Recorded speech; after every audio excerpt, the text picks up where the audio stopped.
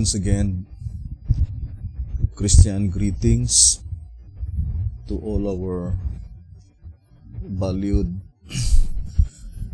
listeners and viewers throughout the whole world. Even more particularly to all Shoppers Rod believers, and most especially to our beloved brothers and sisters in the United States of America. Special greetings to our brethren in Colorado, our brethren in Georgia, in Texas, our brethren in Kansas, in Missouri, in Fiji Island, in Mexico, Spain, in Africa, Kenya, Pakistan, to the United Kingdom, and also to our brethren in Australia. And to the rest of the 144,000 living saints scattered abroad, greetings.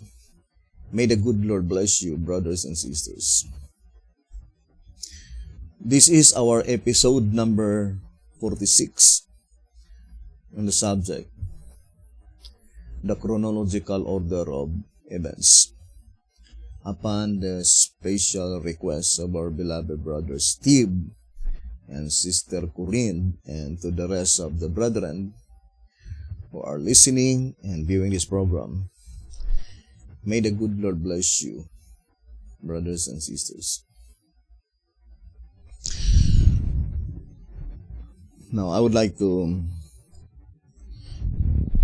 read 1 SR 116.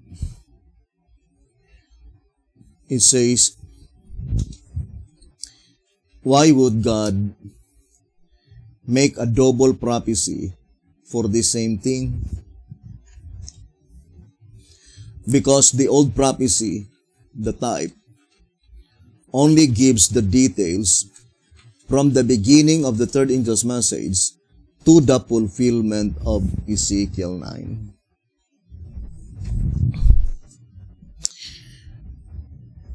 Now, that statement is pointing to the first phase of the third angel's message, which pertains to the judgment concerning the dead. So, the type is the judgment that pertains to the dead, and the antitype is the judgment that pertains to the living. Now, the voice of inspiration is plainly telling in that statement that the type, which is called the old prophecy, I would like to connect this reading and 11 symbolic code.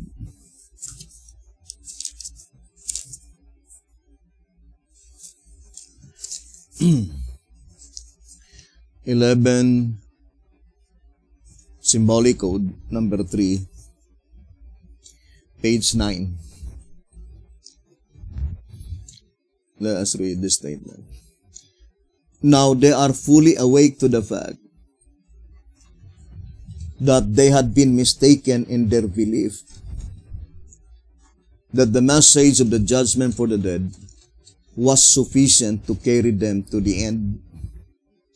Do you not see that the old spirit of prophecy should have already been in our hearts, lamps, and in order to go through successfully to the coming of the bridegroom, we must also have in our possession and readily accessible to us the additional message mentioned in early writings page 277. The extra oil, the truth of the judgment for the living, the great and dreadful day of the Lord. 11 symbolic code number 3 on page 9. So, that statement saying that the old spirit of prophecy, which is pointing to the judgment that pertains to the dead,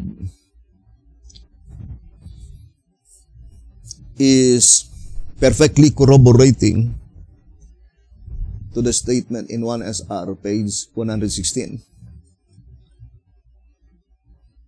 which is called the type. So, the statement in 11 symbolic code, number 3, page 9, saying, do you not see that the old spirit prophecy should have already been in our hearts?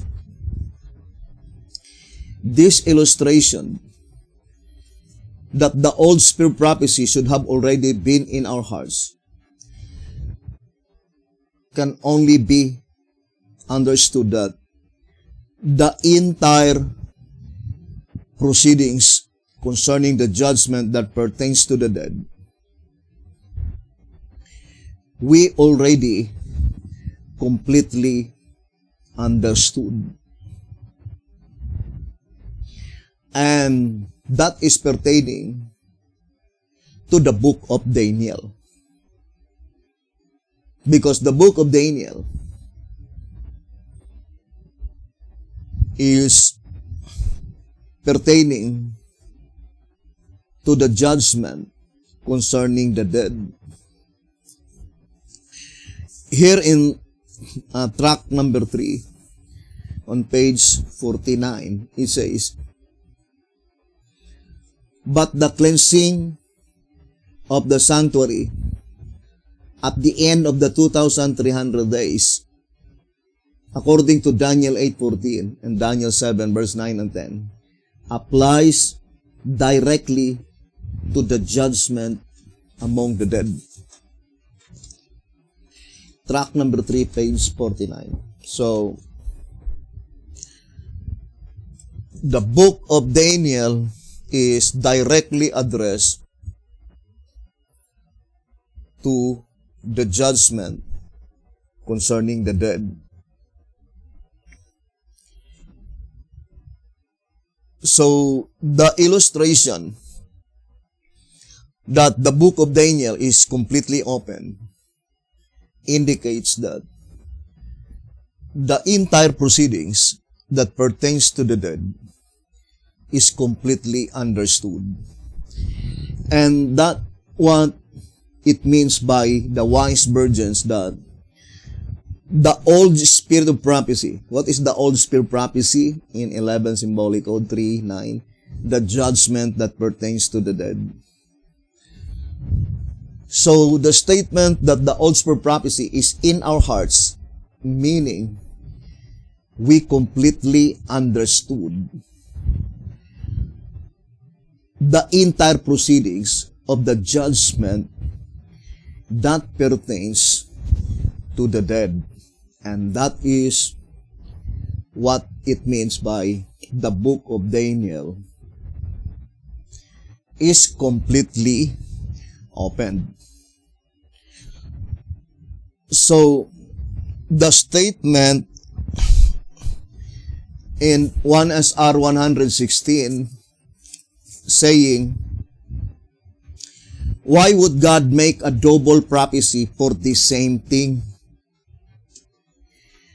Because the old prophecy, the type, so that is the old prophecy, the type, only gives the details from the beginning of the third angel's message to the fulfillment of Ezekiel 9.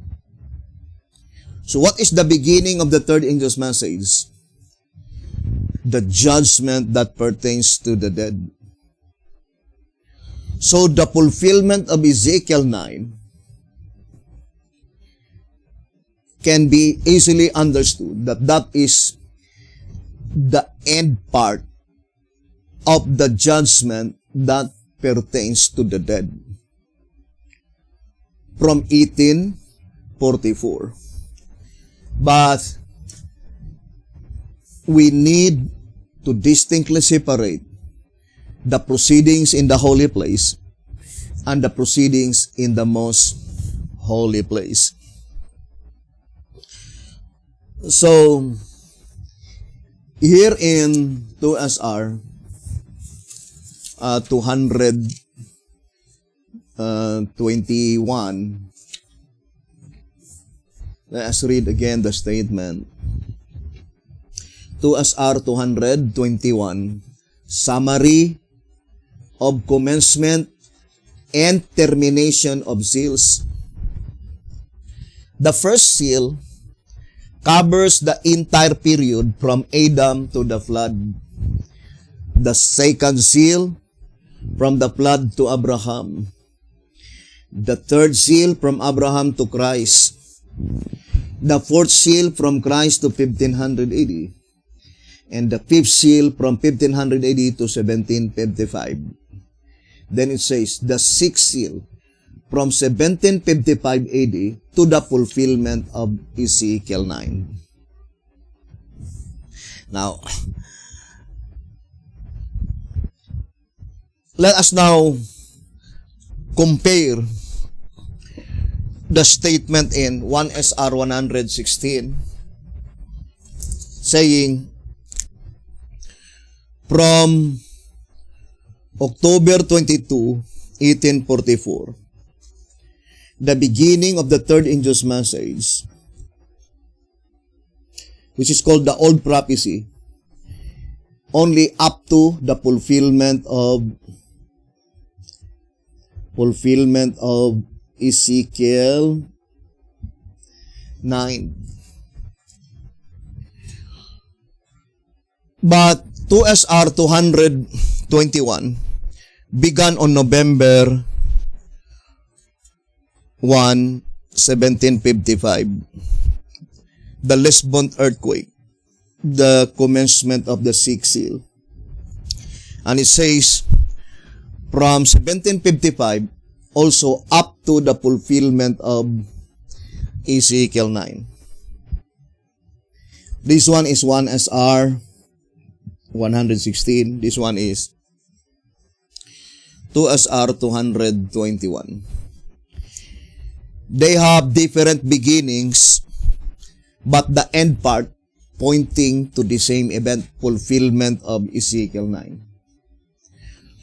1SR 116, it says, from 1844. And we know that that is October 22, 1844. To the fulfillment of Ezekiel 9. But this one is 2SR 221 from 1755. November 1, 1755.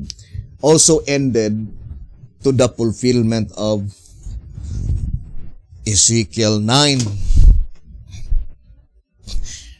Now, I would like to read 2SR 213. It says, the sixth seal opens with the Lisbon earthquake of November 1, 1755.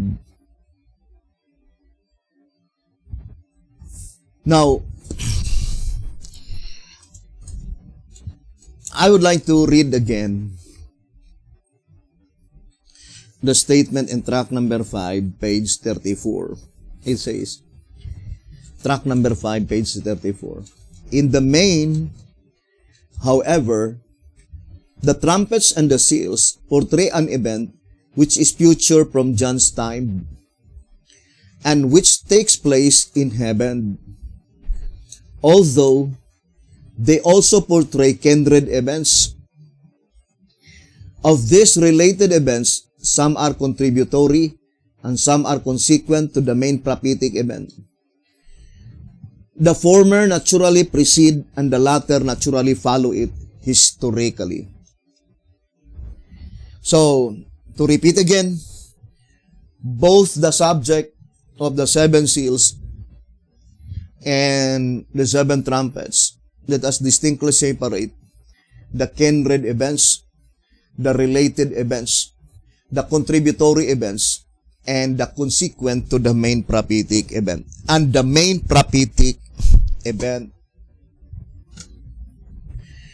Now, here, brothers and sisters, kindred event or kindred event that is pointing to November 1, 1755, the Lisbon earthquake. The related event that is pointing to the darkening of the sun on May 19, 1780. The contributory event that is when the moon become blood, May 20, 1780. And then, the consequent to the main prophetic event, consequent to the main prophetic event, that is the falling of the stars on November 13, 1833. And then the main prophetic event, that is the sealing. A sealing under the sixth seal, or we call the altar, commenced in October 22, 1844.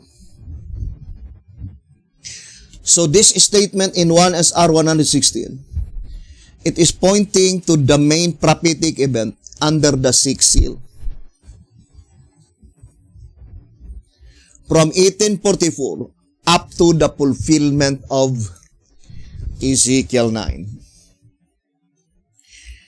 1 SR 116. But we focus our attention to the sealing in the holy place before we will consider the sealing in the most holy place. The sealing of God's people is 3 stages. And it is the seal of Jesus Christ, the seal of the Holy Spirit, and the seal of God the Father. The first 2 seals, the seal of Jesus Christ and the seal of the Holy Spirit, is performed in the holy place. But the seal of God the Father is performed in the most holy place. I would like to read first 2 SR 100. Let's read page 202 rather. 2 SR page 202. There is sufficient scriptural evidence that all the saved in all ages are sealed with the seal of God. For this reason, the 7 periods are called 7 seals, and the names of those who are sealed are written in the book. So that is the book represented by the Lamb's Book of Life, sealed with 7 seals. Who are they that will be written? Only those who receive the seal. The names of those who are sealed are written in the book. Consequently, the book is sealed with 7 seals. And then the quotation is John 6 verse 27. That is pertaining to the seal of God the Father. Ephesians 4:30 and Ephesians 1 verse 13, that is the seal of the Holy Spirit. And 2 Timothy chapter 2 verse 19. And 2 Corinthians 1 verse 22. And also Revelation 9 verse 4. Which is more pointing to the seal of Jesus Christ. So we have the seal of Jesus Christ, the seal of the Holy Spirit, and the seal of God the Father. But the first two seals is bestowed in the holy place. And the last seal must be bestowed in the most holy place. And that is the seal of God the Father. Now, our attention must be focused to the last two seals, the sixth seal and the seventh seal. According to 2TG number 12, page 30, it says, whereas the last two seals, so that is the sixth seal and the seventh seal, whereas the last two seals, which contain the things that pertain to the judgment of the living, to the people who must know that their cases are on trial, are quiet long. The record of the things which the sixth seal reveals is 22 verses long, and the seventh seal is 15 chapters long. 2TG number 12, page 30 and page 31. So, the statement is very plain that the last two seals is pertain to the judgment of the living, or in other words, to the saints that will no longer to taste death. That last two seals is the most important seals that they need to know. The sixth seal and the seventh seal. Now, we already read that the boundary line of the termination of the sixth seal, according to 2SR 221, it is the fulfillment of Ezekiel 9. The fulfillment of Ezekiel 9. Now, in that reading, we can easily discern, brothers and sisters, that the boundary line between the sixth seal and the seventh seal is the fulfillment of Ezekiel 9. Now, I would like to read to you the Old Symbolic Code.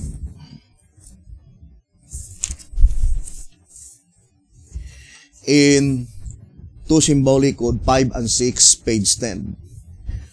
2 Symbolic Code 5 and 6, page 10. It says, Revelation chapter 8, verse 1, speaking of the silence in heaven for the space of half an hour, proves to be the event of the fulfillment of Ezekiel 9, at which time shall Michael stand up. It is at this juncture that Christ puts on his garments of vengeance and surprises the hypocrites in Zion. Now, the statement here in 2 Symbolic Code 5 and 6, page 10, plainly told us that the half-hour silence, it says, proves to be the event of the fulfillment of Ezekiel 9. Now, in track number 15, it is even more specific by saying, let us read track number 15, page 67. It says, the truth, therefore, is trouble free. Between the judgment of the dead and the judgment of the living stands the half-hour silence, the time absorbed in bringing the first judicial session to a close and in preparing for the second session.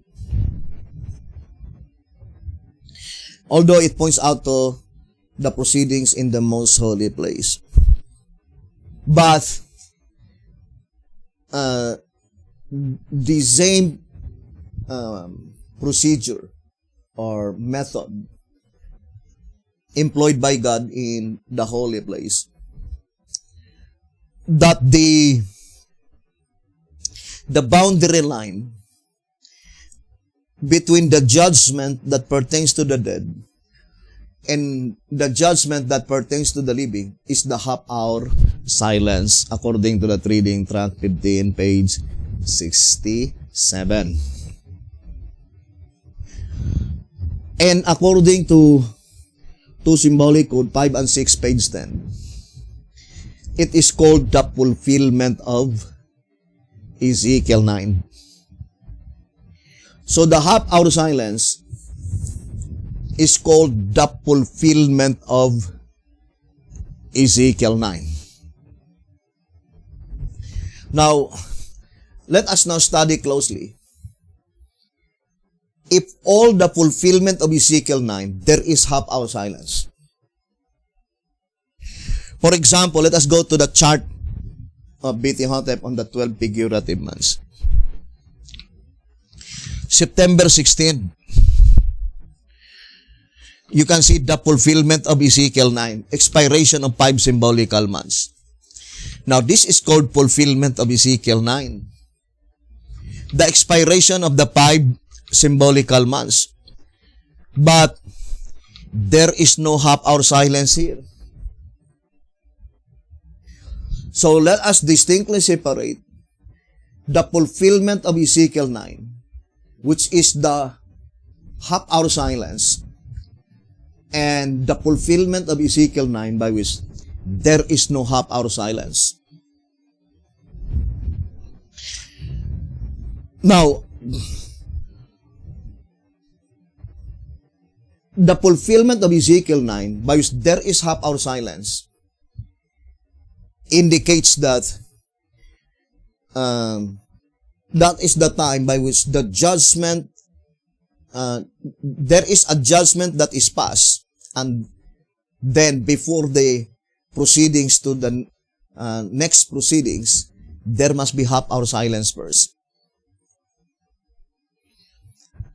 But there is a fulfillment of Ezekiel 9 by which there is no half-hour silence, because it occurred in a period of time by which there is no proceedings that had been closed.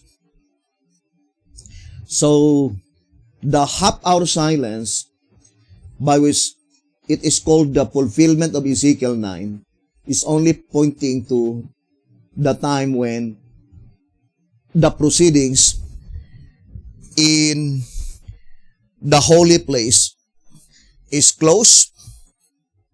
Then there must be half-hour silence. And then, when the proceedings in the most holy place that pertains to the dead is closed, then there must be half-hour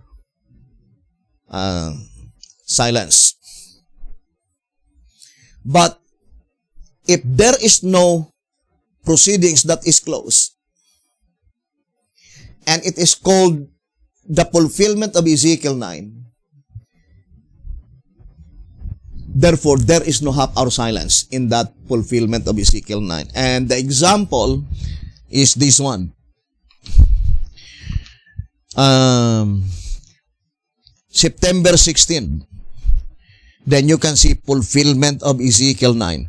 But there is no half-hour silence here.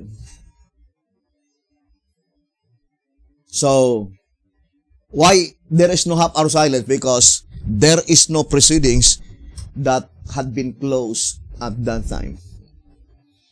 So, the half-hour silence must be applied only to the time when the proceedings that pertains to the dead is closed, and before the the proceedings that pertains concerning the living begins, there must be half-hour silence, both in the holy place and in the most holy place. So this is the statement in 2 Symbolic Code 5 and 6 on page 10.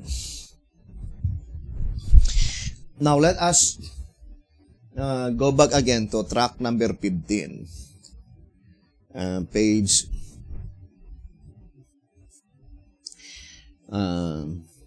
67. So it says here, the truth therefore is trouble-free, meaning there is no question. Between the judgment of the dead and the judgment of the living stands the half-hour silence. So, the statement, between the judgment of the dead and the judgment of the living stands the half-hour silence. The time absorbed in bringing the first judicial session to a close. And what is the first judicial session? That is the judgment that pertains to the dead. And since it is called session, it is in the most holy place. Because the term used by inspiration in the proceedings in the holy place is judicial sitting. And it says, the time absorbed in bringing the first judicial session to a close and in preparing for the second session. So, let us first resolve completely. When does the first judicial session will be ended?